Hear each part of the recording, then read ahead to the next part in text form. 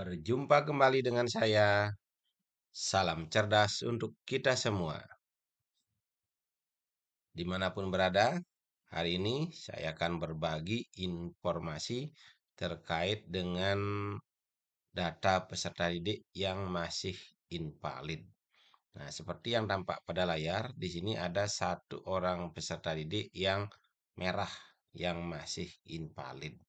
Di mana peserta didik ini baru saja saya tarik dari SP Data Dik. Nah, terkait dengan bagaimana cara menarik data di SP Data Dik juga sudah ada pada video-video sebelumnya. Jadi bisa dicek di channel saya dan bagi yang baru menemukan channel saya jangan lupa di-subscribe untuk mendapatkan informasi-informasi terkini terkait dengan tutorial-tutorial yang sangat penting tentunya. Nah, baiklah. Di sini saya akan menyampaikan seperti apa yang sudah saya sampaikan tadi terkait dengan cara mengatasi invalid peserta didik. Nah, di sini kalau kita lihat keterangannya adalah data periodik masih kosong. Nah, bagaimana caranya? Tentu kita menuju ke menu yang paling kiri yaitu peserta didik. Nah, di sini nanti akan ditampilkan peserta didik kita secara acak. Nah, kebetulan ya peserta didik yang baru saya tarik itu adalah berada di rombel kelas 5. Jadi kita akan cari di kelas 5. Nah, untuk lebih cepatnya juga bisa mengetik namanya di sini ya, tidak sampai nama lengkap ya, nama panggilannya boleh. Nah, di sini sudah ketemu nama peserta didiknya. Nah, inilah yang kita akan perbarui data periodenya. Klik ya, tanda centangnya kita klik. Kemudian di bawah ada warning. Nah, ini yang perlu kita isi ya.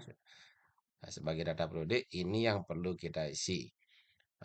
Tinggi badannya kita isi misalnya ya, misalnya ini 123. Nah, sedangkan di sini tinggi badannya misalnya di sini adalah 40. Nah, tinggal diketik angkanya. Maka selanjutnya kita cari lagi, lengkapi di bawahnya jarak rumah ke sekolah. Apakah kurang dari 1 kilometer atau lebih dari 1 kilometer. Nah, misalnya ini adalah lebih.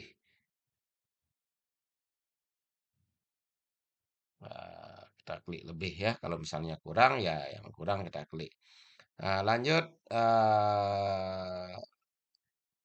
sebutkan dalam kilometer karena lebih misalnya di sini 2 kilometer tinggal ketik angkanya aja.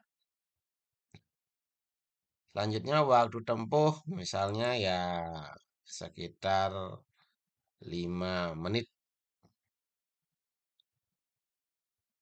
Ini jam ya, yang di sini jam berarti kalau misalnya ya 5 menit berarti di sini ya.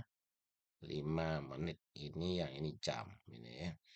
Terus jumlah saudara kandungnya ya misalnya ini adalah dua ya. Nah, barulah kita ini masih warning ini 0 berarti di sini ya. Ada 0 berarti 0 jam 5 menit. Jadi sudah tidak ada warning di sini barulah kita klik simpan yang ada di pojok kanan bawah. Nah, di samping itu ya, di samping kita mengisi data periode siswa ya, data periode peserta didik, kita juga seharusnya mengisi registrasi ya. Nah, untuk mengisi registrasi di sini yang paling kanan ini ada tulisan registrasi ini bisa kita klik. Nah, di sini juga ada beberapa informasi yang kita masukkan dan juga dibutuhkan oleh sekolah. Jadi jenis pendaftaran ini tentu adalah pindahan ya. Betul ya, pindahan bukan siswa baru ya, tapi pindahan. Nah, nomor induk peserta didik ini juga perlu. Ini nomor induk yang diberikan di sekolah ya nomor berapa sekarang. Nah, itu yang diisi. Beda dengan NISN ya. Kalau itu kan nomor induk siswa nasionalnya. Kalau ini adalah NIS nomor induk yang ada di sekolah. Ini juga perlu untuk dimasukkan misalnya 1023 ya. Nah, sekolah asal juga perlu dari mana sekolah asalnya ini kita ketik. Misalnya dari SD negeri 2 titik-titik ya. Itu silahkan dilanjutkan. Apakah pernah PAUD? Ya, kalau pernah berarti klik ya. Nah, ini kan formal ya. Nah, apakah pernah PAUD non formal? Berarti kalau ini tidak ya, silakan diklik tidak. Nah, hobi juga perlu diisi. Ada pilihan di sini, tinggal mengisinya dengan mencari sesuai dengan hobi pada anak tersebut. Kita harus juga tanyakan ya terkait dengan hobinya. Misalnya di sini kesenian.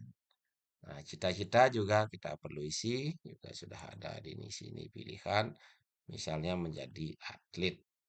Barulah kita simpan dan keluar. Kalau yang di bawah ini tidak perlu kita isi karena ini siswa pindahan. Kalau keluar ya siswa yang mutasi baru kita isi di bawah ini yang 3 kolom. Jadi karena sudah terisi semua barulah kita simpan. Nah, selanjutnya bisa kita cek di validasi kembali. Nah, ini kan masih tetap merah. Nah, ini perlu di-refresh karena tadi baru menyimpannya. Kita coba refresh untuk di peserta didiknya.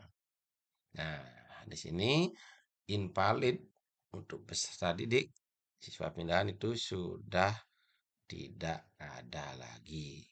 Jadi demikian informasinya Ibu Bapak, kepala sekolah, operator dimanapun berada. Semoga bermanfaat. Terima kasih sudah menonton tutorial ini. Semoga bermanfaat. Salam cerdas untuk kita semua. Terima kasih.